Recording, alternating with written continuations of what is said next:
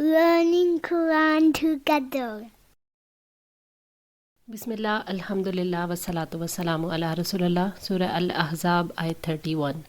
वमन यकनुत, और जो कोई अतात करेगी, मिनकुन्ना, तुम में से, लिल्लाहि व रसूलिही, अल्लाह और उसके रसूल की, व तअमल सालिहा, और नेक अमल करेगी, नुअतिहा अजरहा मर्रतैनी, हम उसको उसका 2 बार अजर देंगे, व आतदना लहा रिज़्क़न करीमा, और उसके लिए हमने बाइज़्ज़त रिज़्क़ तैयार कर रखा है। यानी अज़वाज मुतहरात में से जो कोई अल्लाह और उसके रसूल की अतात शार होगी, फ़राइज़ की पाबंदी करेगी, नवाफिल और दीगर भलाइयों का एहतमाम करेगी, ख्वाह थोड़ा हो या ज़्यादा, उनको उनके मुकाम और मर्तबे के मुताबिक उनका अजर 2 गुना दिया जाएगा।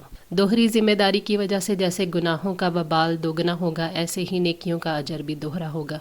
अज़वाज मुतहरात को जन्नत की बशारत है। उन्होंने अल्लाह ताला और उसके रसूल की अतात की, अमाल सालेह किए, वो नबी सल्लल्लाहु अलैहि वसल्लम के साथ जन्नत के सबसे ऊंचे दर्जे में होंगी। या निसा अन्नबी, ए नबी की बीवियों, लस्तुन्ना, नहीं हो तुम, का अहदिम मिन अन्निसाई, किसी एक की तरह औरतों में से, इन तक़ीतुन्ना, अगर तुम तकवा इख्तियार करो, फ़ला तख़दअना बिलक़ौली, तो बात में नरमी इख्तियार न करो, फ़यतमा अल्लज़ी, वरना तमा करेगा वो शख्स, फ़ी क़ल्बिही मरदुन, जिसके दिल में बीमारी है, वक़ुलना क़ौलन मारूफ़ा, और वो बात कहो जो अच्छी हो। अल्लाह ताला ने अज़वाज मुतहरात से खिताब करते हुए फरमाया कि तुम्हारा मुकाम आम औरतों जैसा नहीं, तुम्हारा मर्तबा अजीम है, तुम्हें तमाम औरतों पर फ़ौक़ियत हासिल है, तुम उम्महातुल मोमिनीन हो, कोई औरत तुम्हारे दर्जे को नहीं पहुंच सकती क्योंकि तुम ख़ातमुन नबिय्यीन की अज़वाज हो।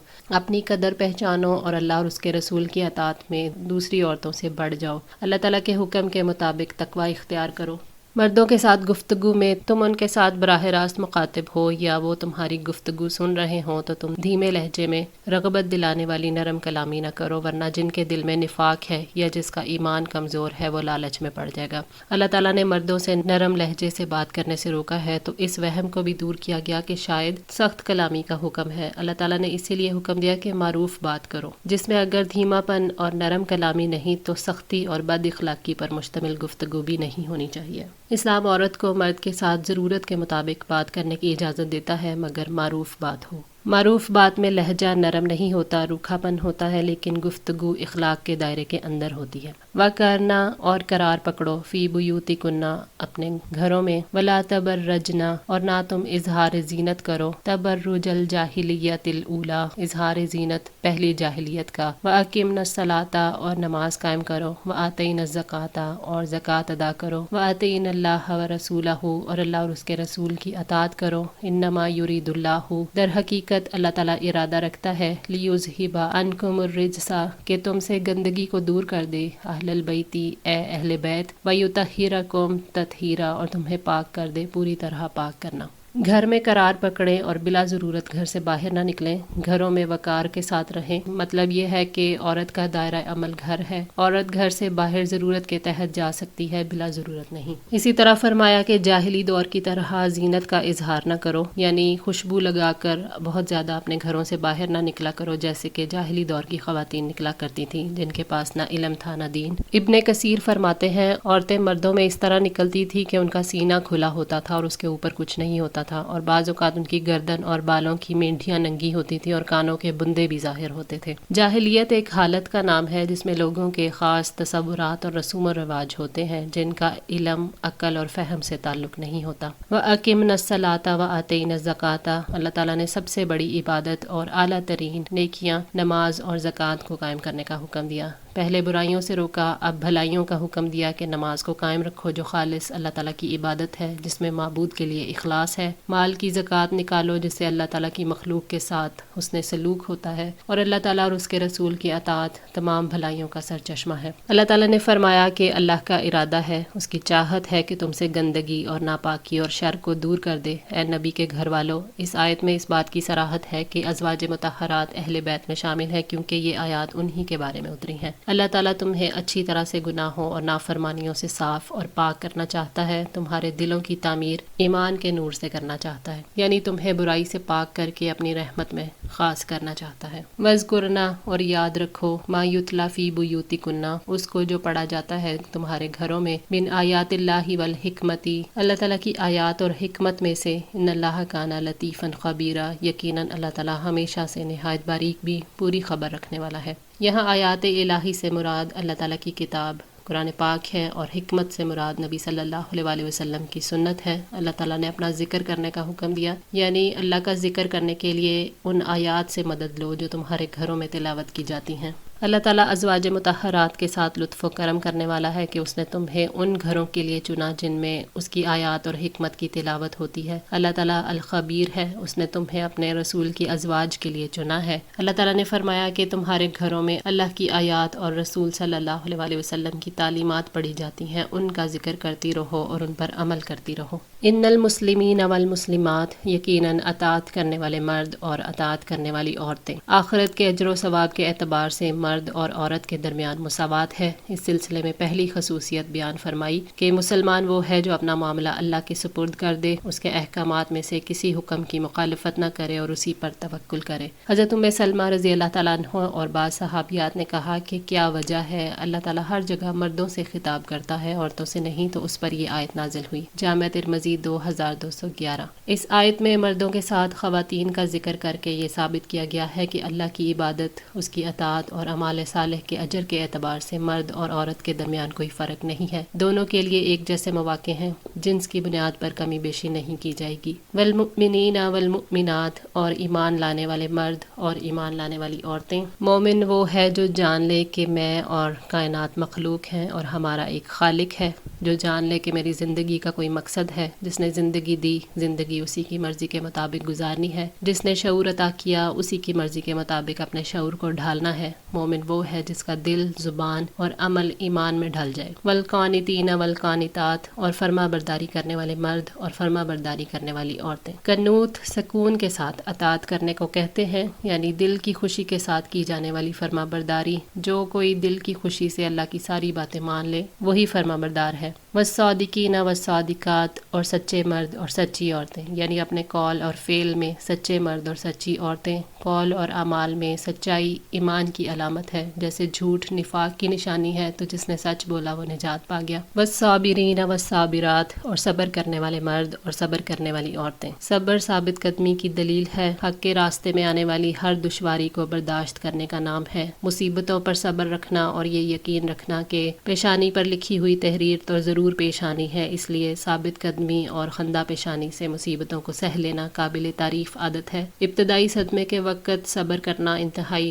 دشوار ہوتا ہے، جو کہ اصل صبر ہے، پھر تو چاروں ناچار صبر کرنا پڑتا ہے، مگر جس نے شروع میں صبر کیا وہی صابر ہے۔ ابن کثیر۔ والخاشعین والخاشعات، اور خشوع کرنے والے مرد اور خشوع کرنے والی عورتیں۔ خشوع اللہ تعالیٰ کے لیے دل اور اعضاء سے تواضع اور اس سے ثواب کی امید اور اس کے عذاب کا خوف ہے۔ خشوع سے مراد اپنی بے بسی کے احساس اور اللہ کی عظمت کی وجہ سے دل پر طاری ہونے والی کیفیت اور دل کا جھکاؤ، یعنی دل کا اللہ تعالیٰ کے ساتھ مشغول ہو جانا ہے۔ والمتصدقین والمتصدقات، اور صدقہ کرنے والے مرد اور صدقہ کرنے والی عورتیں۔ صدقہ محتاج اور کمزوروں کے ساتھ حسن سلوک ہے، جن کی نہ خود اپنی کمائی ہو اور نہ ان کے لیے کوئی کمانے والا ہو۔ ایسوں کو اپنی ضرورتوں سے بچے ہوئے مال میں سے اللہ تعالیٰ کی رضا کی خاطر اور احسان کے طور پر کچھ دیا جائے۔ دل سے اللہ تعالیٰ کے راستے میں دیے جانے والا مال صدقہ ہے۔ والصائمین والصائمات، اور روزہ رکھنے والے مرد اور روزہ رکھنے والی عورتیں۔ روزہ جسم کی زکوٰۃ ہے۔ نبی صلی اللہ علیہ وسلم نے فرمایا کہ اے نوجوانوں کی جماعت، تم میں سے جو کوئی بھی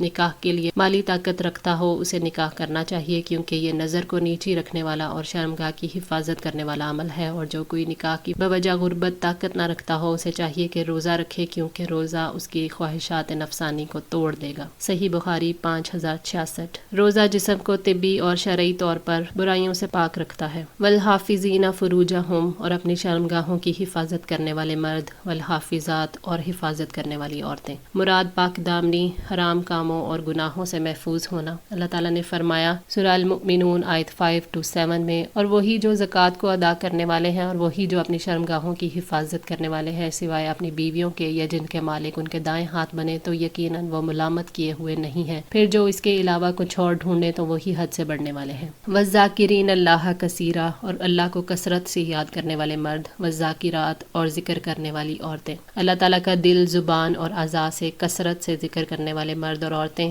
نصفی رحمۃ اللہ نے کہا کہ تسبیح، تحمید، تہلیل، تکبیر، قرآن پاک کی تلاوت اور علم کی مشغولیت ذکر ہے۔ مجاہد رحمۃ اللہ نے کہا کہ کوئی شخص اللہ تعالیٰ کا کثرت سے ذکر کرنے والوں میں نہیں لکھا جائے گا یہاں تک کہ وہ کھڑے بیٹھے اور لیٹے اللہ تعالیٰ کا کثرت سے ذکر کرے۔ اعد اللہ لہم، تیار کر رکھی ہے اللہ نے ان کے لیے، مغفرۃ و اجرا عظیما، مغفرت اور بڑا اجر۔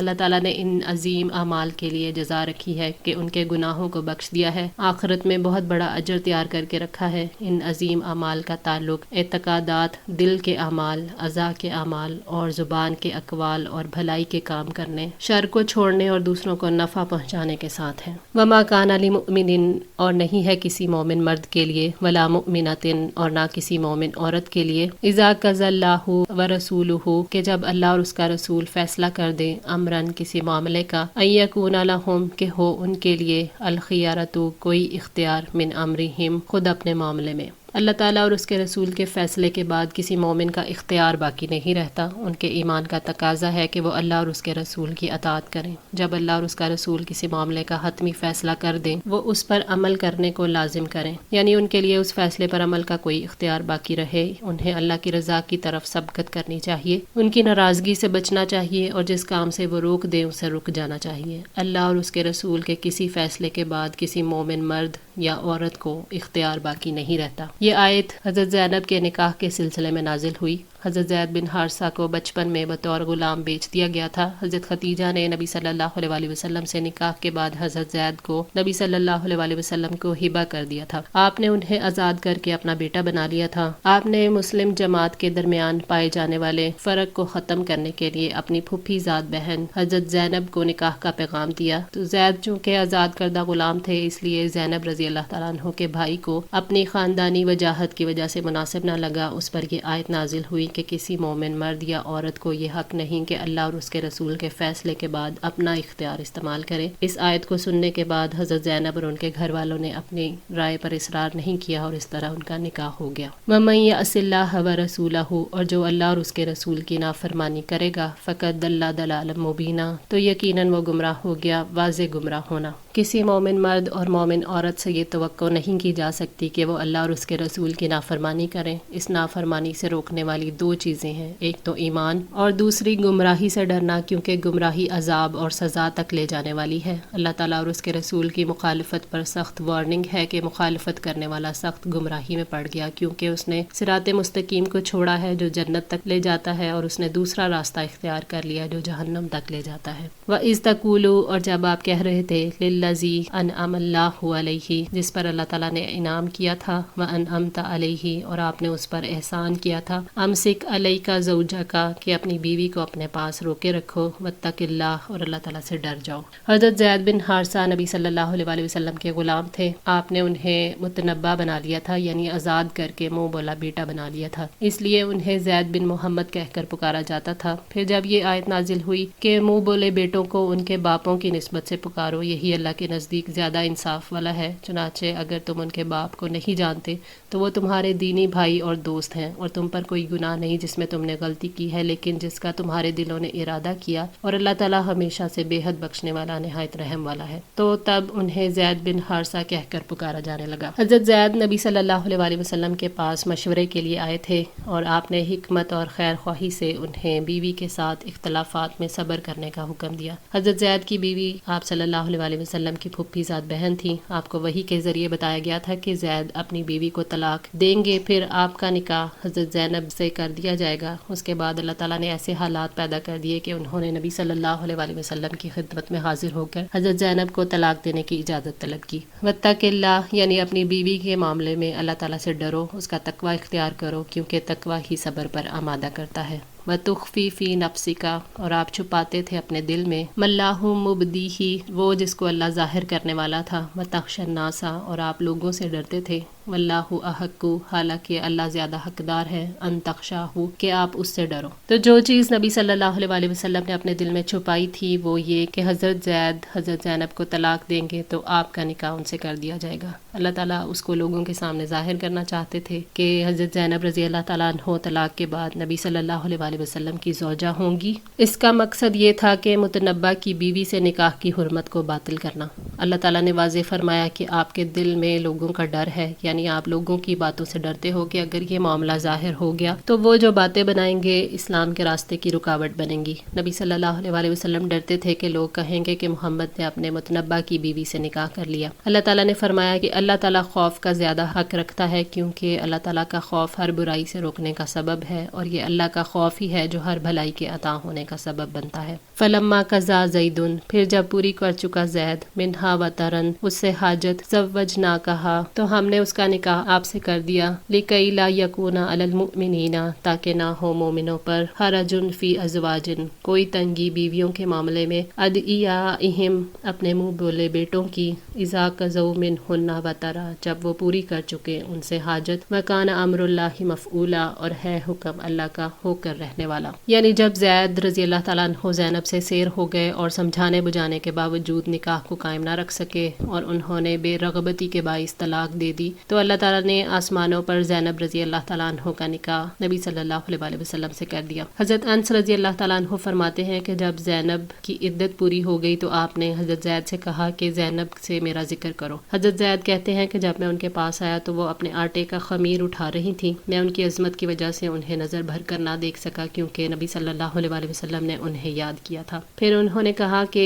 زینب مجھے رسول صلی اللہ علیہ وسلم نے بھیجا ہے، وہ آپ کو یاد کرتے ہیں۔ انہوں نے کہا کہ میں اس وقت تک کوئی بات نہیں کرتی جب تک اپنے رب سے مشورہ نہ کر لوں، یعنی استخارہ نہ کر لوں۔ پھر وہ اپنی جائے نماز پر کھڑی ہوئیں تو قرآن اترا اور نبی صلی اللہ علیہ وسلم بغیر اذن کے ان کے پاس چلے گئے۔ صحیح مسلم۔ حضرت انس رضی اللہ تعالیٰ عنہ کہتے ہیں کہ بی بی زینب نبی صلی اللہ علیہ وسلم کی دوسری بیویوں پر فخر کیا کرتی تھی کہ تم کو تمہارے اولیاء نے بیاہا اور مجھے اللہ تعالیٰ نے 7 آسمانوں کے اوپر سے بیاہ دیا۔ صحیح بخاری 7420۔ یہ نکاح خود اللہ تعالیٰ نے کرایا تھا، اس لیے اس میں ولی کی اور اعجاب و قبول کی اور گواہوں کی ضرورت نہ تھی۔ لِكَيْ لَا يَكُونَ عَلَى الْمُؤْمِنِينَ حَرَجٌ، یعنی تاکہ مومنوں سے اس رکاوٹ کو ختم کر دیا جائے، اور یہ کسی بڑے حادثے کے بغیر ممکن نہیں تھا، اس لیے نبی صلی اللہ علیہ وسلم کے قول و فعل سے اسے وجود میں لایا گیا جو اللہ تعالیٰ نے لوح محفوظ میں لکھ رکھا تھا۔ یہ دیکھ کر کہ نبی صلی اللہ علیہ وسلم نے زید بن حارثہ کی متعلقہ سے نکاح کر لیا جو اس سے قبل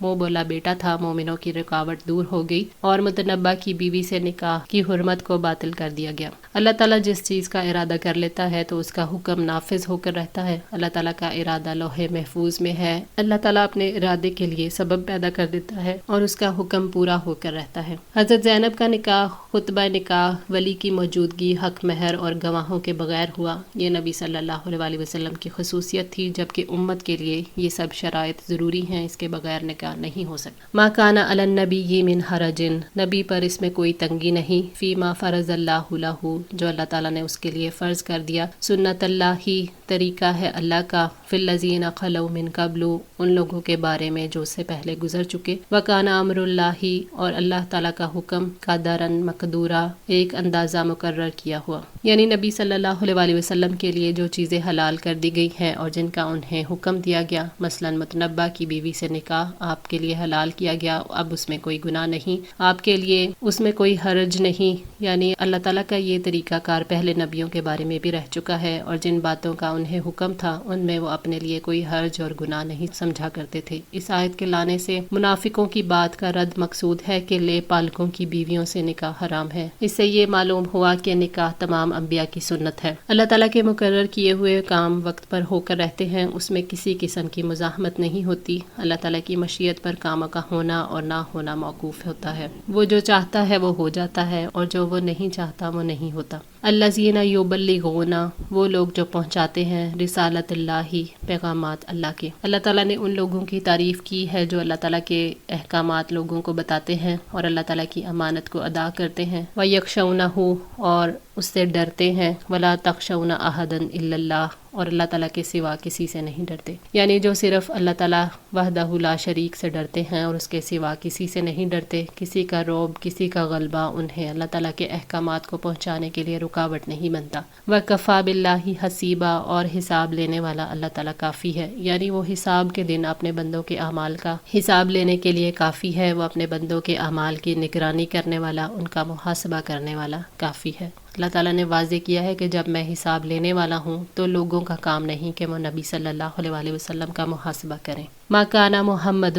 ابا احد من رجالکم، محمد تمہارے مردوں میں سے کسی کے باپ نہیں، یعنی آپ صلی اللہ علیہ وسلم کا کوئی حقیقی بیٹا نہیں ہے، اور لوگوں کو منع کیا گیا کہ آئندہ زید بن محمد نہ کہنا کیونکہ آپ زید کے والد نہیں ہیں۔ آپ صلی اللہ علیہ وسلم نہ نسبت کے اعتبار سے کسی کے باپ ہیں، نہ منہ بولے بیٹے کے باپ ہیں، آپ کے بیٹے تو ہوئے مگر وہ سب چھوٹی عمر میں ہی وفات پا گئے۔ وَلَكِنْ رسول اللہ، لیکن اللہ کے رسول ہیں، وَخَاتَمَ النَّبِيِّينَ، اور خاتم النبیین ہیں، وَكَانَ اللَّهُ بِكُلِّ شَيْءٍ عَلِيمًا، اور اللہ تعالیٰ ہمیشہ سے ہی ہر چیز کو خوب جاننے والا ہے۔ نبی صلی اللہ علیہ وسلم اللہ تعالیٰ کے رسول ہیں، آپ کے بعد کوئی نبی نہیں آئے گا، پھر جب آپ کے بعد کوئی نبی نہیں آئے گا تو رسول بھی بدرجہ اولا نہیں آئے گا، کیونکہ مقام رسالت مقام نبوت سے خاص ہے۔ ہر رسول نبی ہوتا ہے لیکن ہر نبی رسول نہیں ہوتا۔ آپ صلی اللہ علیہ وسلم کے بعد قیامت تک جو بھی نبوت کا دعویٰ کرے وہ جھوٹا اور کذاب اور دجال ہے، وہ خود بھی گمراہ ہے اور لوگوں کو بھی گمراہ کرتا ہے۔ حضرت ابو ہریرہ رضی اللہ تعالیٰ عنہ بیان کرتے ہیں کہ نبی صلی اللہ علیہ وسلم نے فرمایا، نبوت میں سے کچھ باقی نہیں رہا سوائے مبشرات کے۔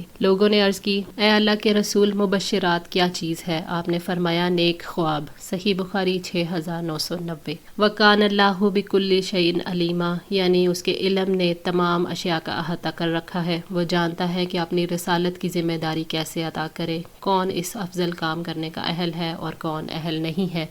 اللہ تعالیٰ علیم ہے، وہ جو خبر دیتا ہے حق ہے، اور وہ جو حکم دیتا ہے وہ عدل ہے۔ آج کے لیے اتنا ہی۔ دعا ہے اللہ تعالیٰ ہماری اس کوشش کو قبول فرمائے، ہماری غلطیوں کوتاہیوں کو معاف فرما کر ہماری اصلاح فرمائے۔ جزاکم اللہ خیر، والسلام علیکم ورحمۃ اللہ وبرکاتہ۔